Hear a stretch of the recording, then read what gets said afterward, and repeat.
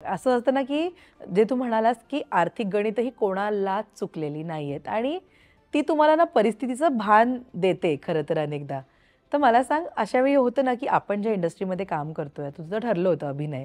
ज्या इंडस्ट्रीत काम करतोय ती खूप बेभरवशाची आहे किंवा सुरुवातीलाच तुम्हाला खूप पैसे मिळत नाहीत. तेव्हा आपल्या घरची परिस्थिती बदलणं ही प्रायोरिटी असू शकते. तू नव्हता विचार केला, की आपण प्लॅन बी काहीतरी निवडूया, छान पैसे कमवूयात, परिस्थिती बदलूया आणि हे तर पॅशन आहेच आपलं. याला सुद्धा एक घटना कारणीभूत ठरली माझ्या आयुष्यात. जे की प्रत्येक मध्यमवर्गीय कुटुंबातल्या मुलाला हं. अ, त्याच्या घरी सांगणं असतंच की बाबा रे तू शिक, शिक्षण आणि घे नोकरी कर. आणि नोकरी कर. एक सेट काहीतरी असलं पाहिजे. करेक्ट. बँकेत तुझ्या एक दर महिन्याला अमाऊंट पडली आली पाहिजे. पाहिजे. हे क्षेत्र आळवावरचं पाणी आहे. बरोबर. याच्यामध्ये आज काम आहे तर उद्या नाही आहे किंवा आज काम आहे त्याला भरपूर पैसे मिळाले आणि हो. उद्या काम आहे त्याचे काही पैसे मिळणार नाही. आणि ती स्टेज किंवा तो काळ तर असा होता उमेदीचा की ज्याच्यात काम मिळतंय ना हेच मोठी गोष्ट आहे, पैसे खूप लांबची गोष्ट लांबची आहे. गोष्ट आहे. राइट.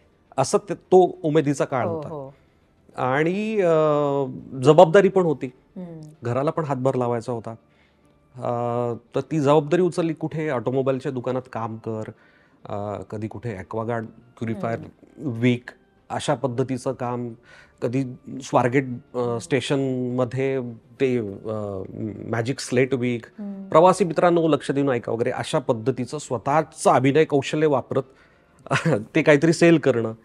इथपर्यंत सुद्धा तो एक संघर्ष मी मी या माध्यमातून माझा स्ट्रगल किती अवघड होता आणि मी कसं रस्त्यावर झोपून आयुष्य काढलं हे मला सांगण्यात काही इंटरेस्ट नाहीये. पण कारण प्रत्येकाला स्वतःचा संघर्ष मोठाच असतो. असतो. खरंय, आणि खरंय. अभिषेक बच्चनला सुद्धा त्याचा संघर्ष मोठा वाटू शकतो ऑफ त्याच्या कोर्स, दृष्टीने. Of course. बच्चन साहेबांचा मुलगा आहे, त्याच्या सुद्धा त्याला काही कशा पद्धतीने अनुभव आले असतील त्याच्या दृष्टीने सुद्धा त्याचा संघर्ष मोठा आहे आणि माझ्यासाठी माझा संघर्ष मोठा आहेच आहे. खरंय.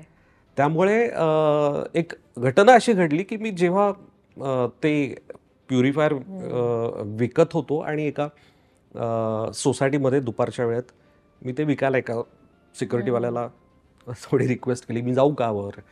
तर तो म्हणाला हां जा जा कोई नाही जाओ. आणि मी तो प्युरिफायर विकायला म्हणून एका सोसायटीत गेलो. पहिला मजला कोणी नव्हतं. दुसऱ्या मजल्यावर नाही नको म्हणून सांगितलं. तिसऱ्या मजल्यावर गेलो आणि एक घराचा दरवाजा अर्धा किलकिला असा उघडा होता आणि मी बघितलं आधी कोणी आहे का आतमध्ये. दिसल्या मला एक काकू दिसल्या. बेल दाबली, त्यांना बोलवलं, त्यांना रिक्वेस्ट केली, म्हटलं 2 मिनिटं तुमच्याशी बोलू शकतो का, अगदी नम्रपणे. तर त्यांनी मला एक खूप घाणेरडी शिवी घातली. आणि मला ते एक सेकंड असं आलं, मी त्यांना 2 मिनिटं फक्त द्या मला, काही नाही माझं एक प्रॉडक्ट आहे तुम्हाला दाखवायचं, तुम्हाला नसेल घ्यायचं नका घेऊ, ऐका किंवा माझं ते पॅम्पलेट जे आहे ते घ्या. त्या काही ऐकण्याच्या मनस्थितीत नव्हत्या. कदाचित त्यांची मनस्थिती वेगळी असेल, ती वेळ चुकीची असेल कदाचित. मला ती गोष्ट खूप लागली. मी तिथून खाली उतरलो आणि दुसऱ्या मजल्यावर येईपर्यंत डोळ्यातनं घळाघळा पाणी होतं. मी हे सगळं करायचो सायकलवर. मी माझी सायकल घेतली, तिथून सारसबागेत गेलो. आईनी डबा दिला होता. तो डबा घेतला, तो डबा खात म्हणजे खायची इच्छा पण नव्हती, पण डबा उघडून बसलो होतो. समोर गणपती होता सारसबागेतला. त्याच्याकडे बघत बसलो. विघ्नहर्ता, कलेची देवता, कलाधिपती. आणि डोळ्यातनं पाणी येत होतं. आणि मग स्वतःला असं विचारलं की तू हे करायला जन्माला आलायस का? तुला हे अशा लोकांच्या शिव्या घ्यायच्यात का?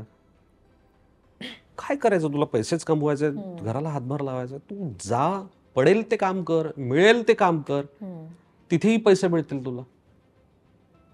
आणि तुझ्या क्षेत्रात काम कर जिथे तुला आनंद मिळेल, समाधान मिळेल. म्हणून मग त्या सारसबागेतल्या गणपतीसमोर माझ्या या क्षेत्राचा श्री गणेश झाला असं मी म्हणेन.